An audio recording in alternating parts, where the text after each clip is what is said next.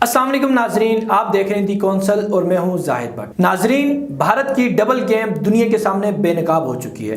पाकिस्तान के खिलाफ फैलाए हुए जाल में अब खुद भारत बुरी तरह फंस गया है। भारत का मकरू चेहरा दुनिया के सामने रोजाना बेनकाब होता जा रहा है और ये कहना भी गलत ना होगा कि ये साल भारत के बेनकाब होने का साल है। नाजरीन, भारत के मकरू चेहरे के हवाले से हम आपसे जरूर बात करेंगे, मगर पहले अविनाश पलवाल जो कि लंदन के एक उस्ताद हैं और एक बहुत बड़े मुसन्निफ भी हैं जिनका खुद ताल्लुक भारत से है। उन्होंने एक किताब लिखी है जिसका उन्वान है माई एनिमीज एनिमी, यानी मेरे दुश्मन का दुश्मन। इसका जिक्र करना मैं जरूरी समझता हूं, जिसमें उन्होंने भारत के मकरू चेहरे को खुलेआम बेनकाब कर दिया। और नाजरीन, वो इंडिया जो सेकुलर इंडिया की बात करता है और खिते में अमन की बात करता है, वो किस तरह इस खिते के लिए नासूर बन चुका है और इस खिते में किस तरह बदअमनी फैला रहा है, इस हवाले से खुद इस इंडिया के अपने ही लोग इसे बेनकाब कर रहे हैं। नाजरीन, अविनाश पलवाल अपनी इस किताब में इंडिया के दाइश के साथ ताल्लुकात का भी जिक्र करते हैं। वो इसमें यह भी बताते हैं कि भारत गुज़िश्ता 15 से 20 बरस में पाकिस्तान के खिलाफ प्रॉक्सी वॉर लड़ रहा था और अब वो खुद इसकी जद में आ चुका है और दुनिया के सामने भारत का मकरू चेहरा बेनकाब हो गया है। इसके अलावा वो इसमें मजीद बताते हैं कि भारत जो कि पाकिस्तान को इस खिते और इस दुनिया से अलग करना चाहता था, उसने हर हरबा इस्तेमाल किया। वो दाइश की सरपरस्ती करके दाइश को पाकिस्तान में दहशतगर्दी के लिए इस्तेमाल करता रहा।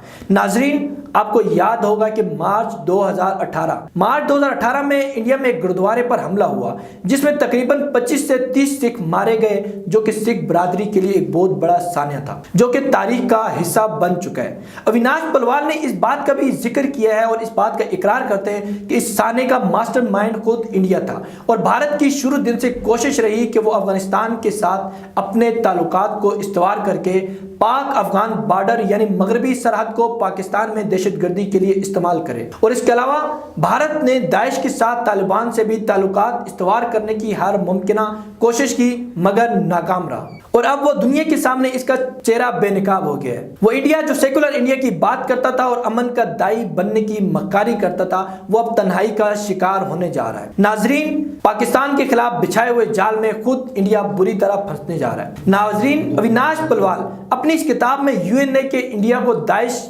के कर्नाटक और केरला में आगाही से मुतालिक भी जिक्र करते हैं। वो बताते हैं कि यूएन ने खुद इंडिया को कर्नाटक और केरला में दाइश की मौजूदगी का बताया, मगर भारत ने इनके खिलाफ एक्शन लेने से इनकार कर दिया और खुद भारत ने उन्हें पनाह दी थी क्योंकि वो इन्हें पाकिस्तान के खिलाफ इस्तेमाल कर रहा था और पाकिस्तान में बदअमनी फैलाना चाहता था। इसके अलावा नाजरीन, आपको मजीद बताता चलूं कि अफगानिस्तान में अमरीकी फौज के आने से निकलने तक रूस का कुछ न कुछ किरदार जरूर रहा है और भारत ने बहुत कोशिश की कि उसे अफगानिस्तान में अमेरिकी फौजियों को निकालने के लिए भारत में अपना किरदार अदा करना चाहिए। इस बात की ख्वाहिश की है कि भारत बार बार करता रहा कि उसने अफगानिस्तान से अपनी फौज भेजने और तिजारत करने के लिए ऑफर भी की, लेकिन अफगानिस्तान से ताल्लुकात बनाकर वो मगरबी बॉर्डर को इस्तेमाल पाकिस्तान के खिलाफ इस्तेमाल करना चाहता था, मगर वो इसमें भी नाकाम हो गया। दूसरी तरफ पाकिस्तान ने एक बेहतरीन हिकमत अमली के तहत इस प्रॉक्सी वॉर का मुकाबला किया और भारत जो कि पाकिस्तान में बदअमनी फैलाना चाहता था, मसले कश्मीर से पाकिस्तान की तवज्जो बार बार हटाना चाहता था,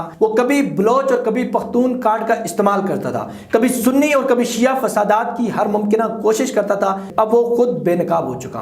वो भारत जिसने पुलवामा में अपने फौजी मरवा कर पाकिस्तान पर इल्जाम आयद किया, वो अब खुद अपने ही लोगों के हाथों बेनकाब हो चुका। जैसा कि आपको मालूम होगा कि अर्नब गोस्वामी जो कि एक टीवी एंकर थे, उन्हें कैसे मालूम कि पुलवामा हमले से पहले मालूम था और वो खुद इस बात का इकरार करते हैं और लिखते हैं कि ये हमारे लिए एक सरप्राइज है। लेकिन पाकिस्तान ने इस प्रॉक्सी वॉर का डटकर मुकाबला किया और भारत दुनिया में तन्हाई का शिकार हो गया। अब पाकिस्तान इन इलाकों में जहां भारत बदअमनी फैला रहा था और वहां अरबों रुपए के मंसूबे लगा रहे हैं, इन लोगों की हौसला अफजाई कर रहा है जो भारत के इस मकरू अजाइम का शिकार हो रहे थे और अब भारत के इस मकरू अज़्म की कमर टूटती जा रही है। दूसरी तरफ मगरबी सरहद की बाड़ लगाकर बैरूनी खतरात से हिफाजती तदाबीर भी अपना रहा है, जो कि काफी हद तक मुकम्मल हो चुकी है। इसके अलावा कोरोना से मुतासरा दूर दराज के इलाकों के लिए जहां पसमानदा लोगों को भारतीय साजिश के लिए इस्तेमाल कर रहा था, वो अमन कायम करने के लिए पाकिस्तान ने उन्हें 3G की सर्विस और तालीम हासिल करने के लिए हर मुमकिन सहूलत फराम कर दी है। पाकिस्तान उन्हें 3G की सहूलतें दे रहा है। हमेशा सच की ही जीत होती है और पाकिस्तान अब इस प्रॉक्सी वॉर से तकरीबन निकल चुका है और मजीद इस तरह की साजिशी अनासर को नाकाम करने के लिए